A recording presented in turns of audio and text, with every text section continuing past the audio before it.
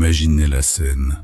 La première puissance militaire de la planète, celle qui dépense plus pour son armée que les 10 pays suivants réunis, en est réduite à demander de l'aide financière à son principal rival stratégique pour continuer à payer sa propre guerre. Ce n'est pas une caricature, ce n'est pas une exagération de commentateurs, c'est exactement ce qui vient de se produire. Et le simple fait que cette demande ait été formulée publiquement devrait alarmer bien plus de monde qu'il ne le fait actuellement. Donald Trump a demandé à Pékin de compenser les États-Unis pour la protection du détroit d'Ormuz. Selon lui, les compagnies chinoises comptent parmi les principaux bénéficiaires de la présence militaire américaine dans cette zone, et il serait donc logique que la Chine paie sa part. Écoutez ses propres mots, tels qu'il les a formulés. Nous protégeons ce détroit pour le monde entier, pour la Chine et pour tous les autres. Je ne suis pas contre le fait de le protéger pour la Chine ou pour n'importe quel autre pays. Mais il n'est pas juste que personne ne nous paie pour cela. Cela fait des années que nous faisons ça, et cela me dérangeait déjà il y a 25 ans. À première vue, cela ressemble presque à une remarque anodine. Le genre de phrase qu'un dirigeant lâche en passant devant les caméras. Mais quand on prend la peine de gratter la surface, cette déclaration révèle quelque chose de bien plus inquiétant que ce qu'elle semble dire. Elle révèle que Washington est en train de chercher, littéralement, quelqu'un pour l'aider à payer sa propre stratégie militaire. Et ce n'est pas un signe de force. C'est un aveu de fragilité budgétaire d'une ampleur que peu de gens mesurent encore. Car il y a un problème évident dans cette demande, et Pékin ne manquera pas de le souligner s'il ne l'a pas déjà fait en coulisses. La Chine n'a jamais demandé à Washington de déclencher ce conflit. Ce n'est pas Pékin qui a voulu cette guerre, ce n'est pas Pékin qui a exigé une présence militaire renforcée dans le détroit d'Ormuz. Et il est difficile d'imaginer que les autorités chinoises acceptent de payer pour la sécurisation d'une route commerciale qu'elles utilisent déjà depuis des décennies sans avoir jamais rien demandé à personne. Ce que cette exigence de Trump révèle, en réalité, c'est à quel point cette opération militaire est devenue coûteuse et à quel point Washington cherche désespérément quelqu'un avec qui partager la facture. Alors parlons de cette facture, parce que les chiffres, une fois qu'on les aligne, racontent une histoire que les discours officiels préfèrent garder discrète. Depuis le début du conflit jusqu'au cessez-le-feu du 16 juin, les États-Unis ont dépensé plus de 110 milliards de dollars pour cette guerre. Et cette estimation ne tient même pas compte des frappes supplémentaires les plus récentes, ce qui signifie que le montant réel est déjà bien plus élevé aujourd'hui que ce chiffre officiel. 110 milliards de dollars, rien que pour une phase de conflit, sans compter ce qui suit. Et pendant ce temps, pendant cette courte pause dans les combats, l'Iran, lui, n'est pas resté les bras croisés. Téhéran a profité de ce répit pour consolider sa position financière avec une rapidité qui en dit long sur sa préparation. Le régime iranien a rapidement mis sur le marché environ 6 milliards de dollars de pétrole, et selon toute vraisemblance, la majeure partie de ce volume a été vendue à la Chine avec une décote significative. Regardez ce triangle qui se dessine sous vos yeux. L'Iran récupère rapidement des liquidités dont il a un besoin urgent. La Chine obtient de l'énergie à prix cassé, et Washington, de son côté, retourne s'endetter encore un peu plus pour continuer à financer son opération militaire. 3 acteurs, 3 trajectoires et une seule perdante visible dans cette équation, l'économie américaine elle-même. Mais voici où les choses deviennent réellement préoccupantes.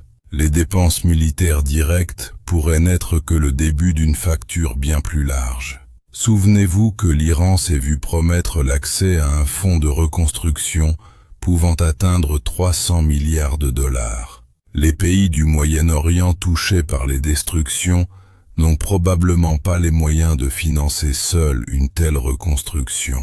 Il est donc fort probable que dans les mois qui viennent, on demande aux États-Unis de couvrir une part significative de cette somme. Et même si les combats s'arrêtaient dès demain, l'argent déjà dépensé devra tout de même être remboursé, avec les intérêts qui courent dessus. Ce n'est pas une dépense ponctuelle, c'est une dette qui commence tout juste à s'accumuler. Et pendant que les stratèges à Washington discutent de fonds de reconstruction et de partage des coûts avec Pékin, les familles américaines, elles, ressentent déjà très concrètement le prix de cette guerre. Regardez les stations-service, regardez les factures d'électricité. Même après la baisse des prix du pétrole survenue pendant le cessez-le-feu, l'essence et le diesel restent encore près de 30% plus chers qu'avant le début du conflit. À cause de cette flambée énergétique, les consommateurs américains ont déjà dépensé au minimum 71 milliards de dollars de plus qu'ils n'auraient dû. 71 milliards de dollars, arrachés aux budgets familiaux, simplement pour continuer à faire ce qu'ils faisaient déjà avant, rouler jusqu'au travail, chauffer leur maison, éclairer leur salon.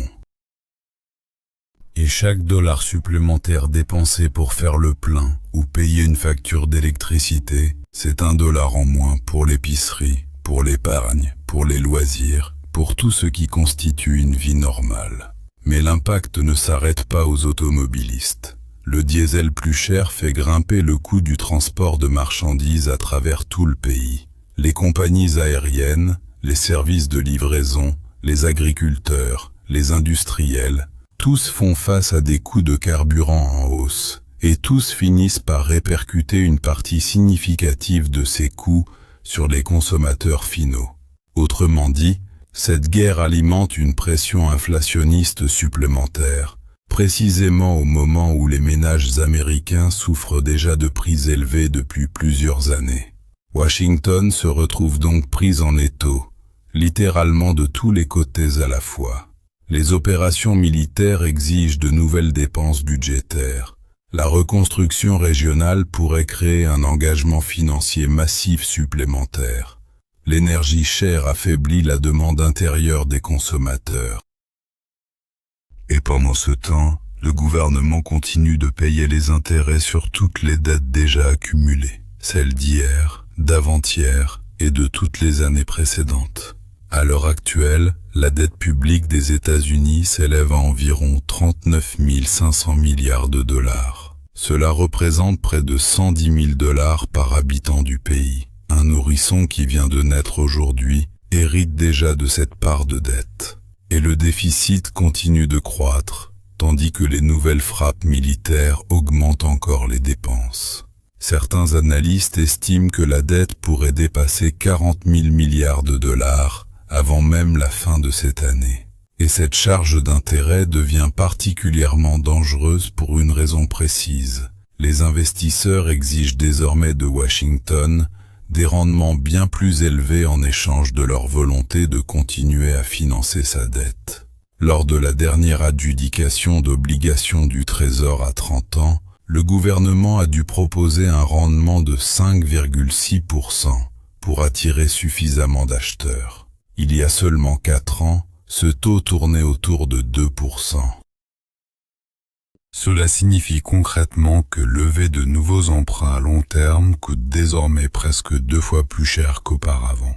Le mécanisme, une fois qu'on le comprend, est d'une simplicité presque brutale. Le gouvernement dépense plus qu'il ne perçoit, alors le département du Trésor émet de nouvelles obligations pour combler cette différence.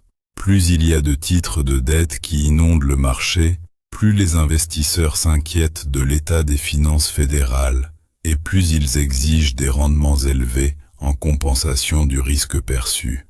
Et cela, à son tour, augmente encore les dépenses du gouvernement pour le service de sa dette, ce qui élargit le déficit, ce qui force Washington à emprunter encore davantage.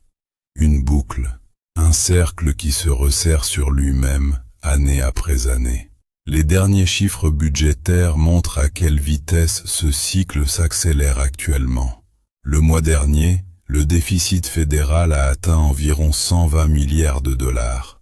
Rien qu'en juin, le gouvernement a dû rembourser aux entreprises, en net, 26 milliards de dollars de tarifs douaniers déjà perçus. Des recettes censées renforcer le budget fédéral repartent désormais dans l'autre sens, vers les entreprises affectées par ces mêmes tarifs. Sur les 9 premiers mois de l'exercice fiscal, le déficit a atteint 1370 milliards de dollars, soit 2% de plus que sur la même période l'année précédente.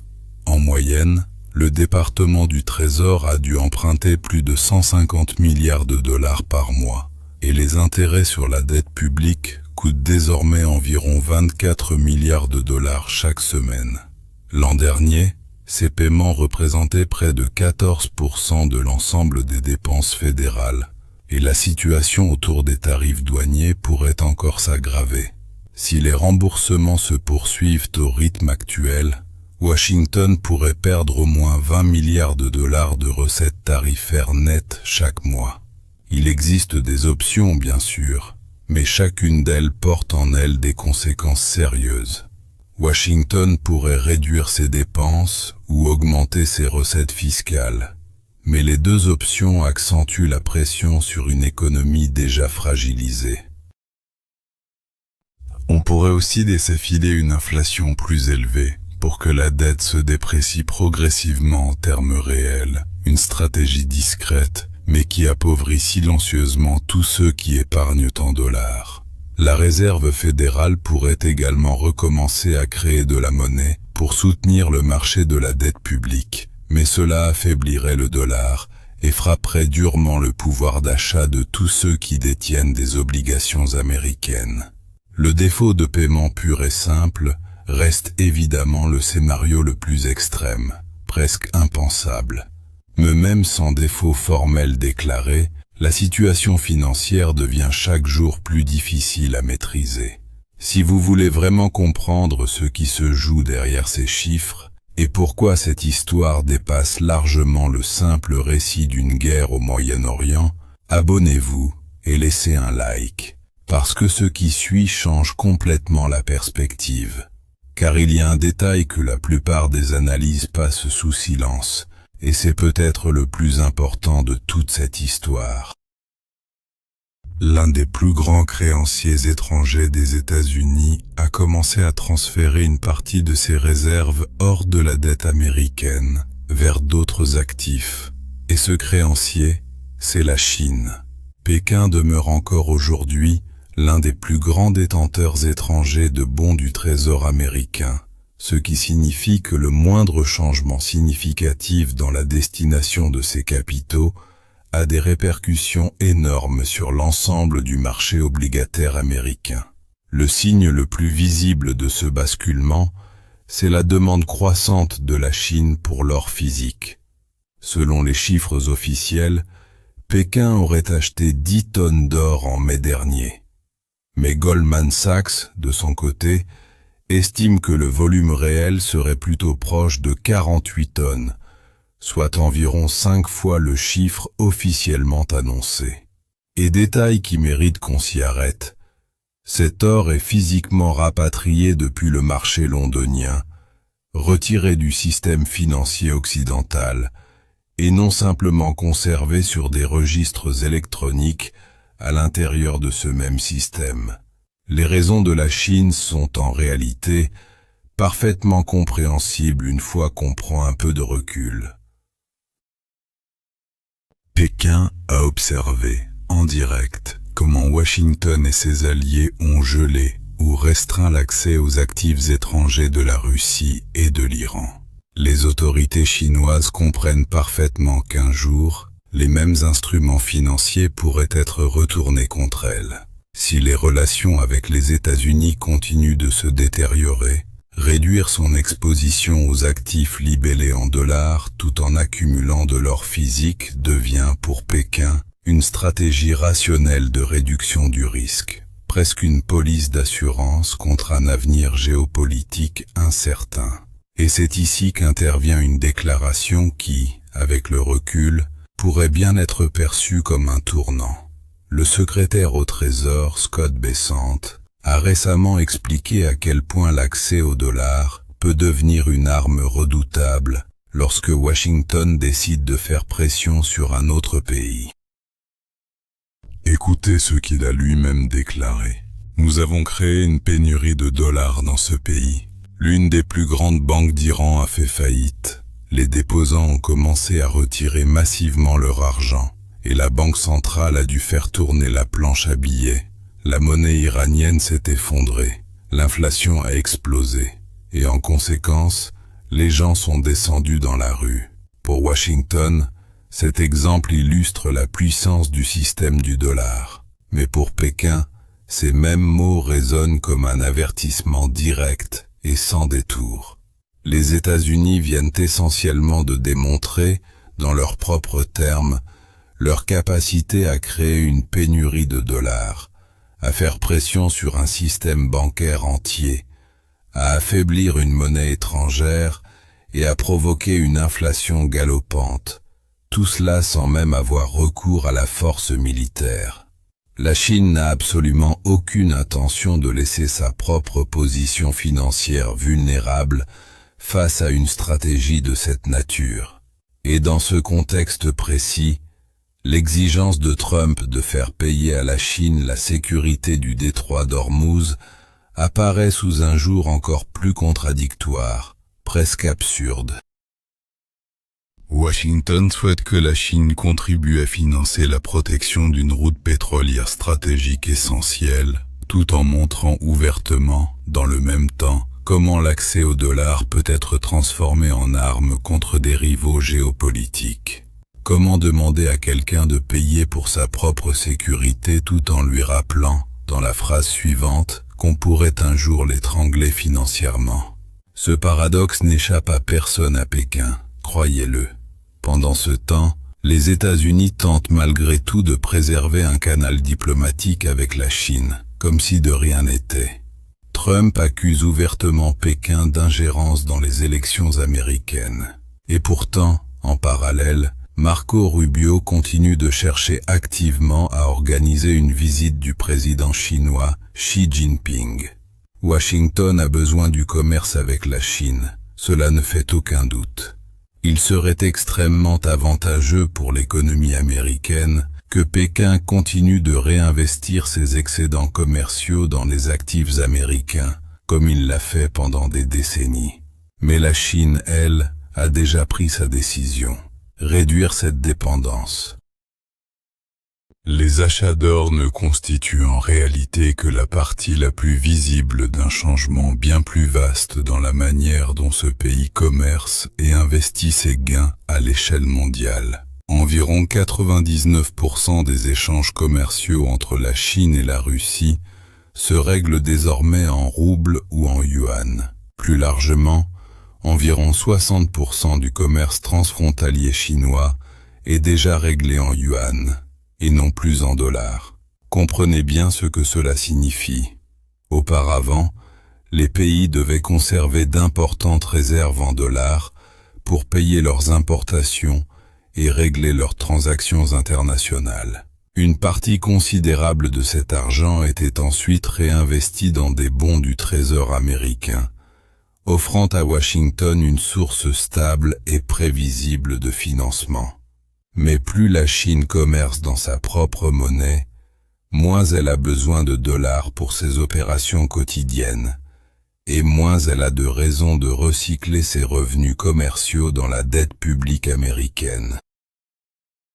Pékin n'a même pas besoin de se précipiter pour vendre en masse son portefeuille de bons du Trésor, une manœuvre qui d'ailleurs ferait chuter la valeur des titres qu'il conserve encore, un geste contre-productif pour lui-même.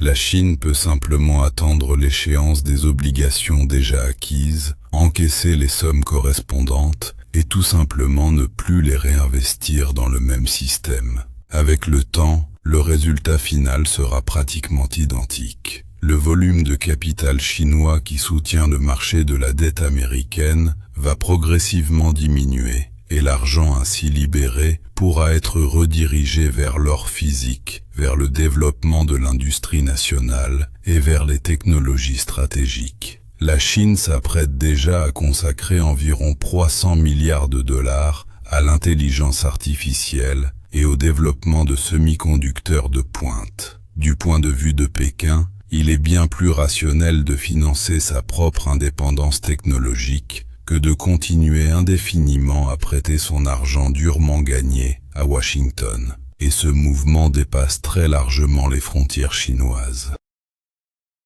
Rien qu'au mois de mai, les banques centrales de différents pays ont acheté ensemble 81 tonnes d'or, profitant d'une baisse temporaire des prix. Des États qui pourraient un jour être visés par des sanctions américaines cherchent désormais à conserver leurs réserves dans des actifs qu'il est physiquement impossible de geler à distance.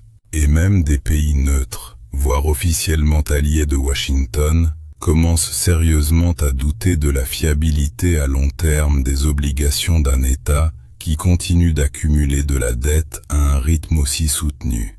La menace la plus sérieuse pour Washington n'est peut-être pas un événement soudain et spectaculaire, mais quelque chose de bien plus insidieux, un phénomène lent, presque silencieux.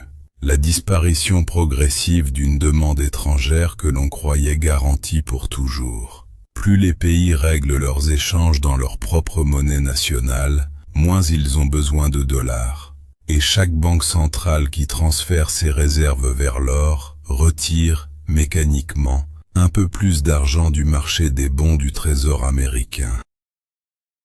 Si les acheteurs traditionnels cessent de réinvestir intégralement leurs fonds dans ce système, Washington devra attirer de nouveaux capitaux en offrant des rendements encore plus élevés, ce qui rendra une situation budgétaire déjà tendue encore plus intenable. Le ratio de la dette américaine rapportée au produit intérieur brut s'approche à nouveau des niveaux observés pendant la Seconde Guerre mondiale. Mais il y a une différence fondamentale, et c'est peut-être ce qui rend la situation actuelle bien plus préoccupante qu'elle ne le paraît. À l'époque, les États-Unis étaient sortis du conflit avec une économie en croissance rapide, une puissance industrielle sans précédent, et une influence grandissante sur l'ensemble du système financier mondial.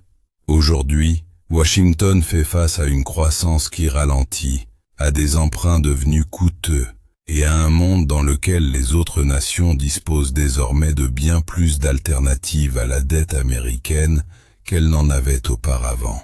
Et peut-être que la conséquence la plus grave de tout cela n'est pas immédiatement visible dans les chiffres bruts. C'est la perte progressive de marge de manœuvre.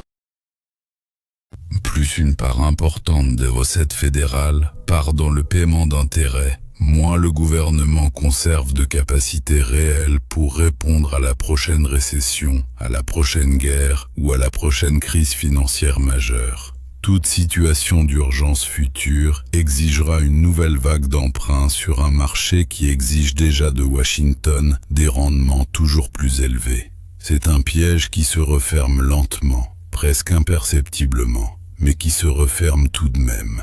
Le dollar demeure, bien sûr, la principale monnaie de réserve mondiale, et le marché des obligations d'État américaines reste le plus vaste de la planète. C'est précisément pour cette raison qu'un effondrement soudain et brutal reste peu probable dans l'immédiat, ce qui permet à Washington de repousser encore, peut-être pendant plusieurs années, les décisions les plus difficiles. Mais repousser n'est pas éviter. Tôt ou tard, quelque chose de fondamental devra changer. Les dépenses fédérales, les recettes budgétaires, le coût des emprunts, ou l'ampleur même des engagements militaires et financiers des États-Unis à travers le monde. Écrivez en commentaire où, selon vous, cela va mener. Et abonnez-vous, parce qu'à partir d'ici, ça ne fait que devenir plus sérieux. Et la question qui devrait vraiment nous tenir éveillés la nuit n'est pas de savoir si un ajustement finira par arriver. Il arrivera, d'une manière ou d'une autre. Cela semble presque inévitable désormais. La vraie question est celle-ci.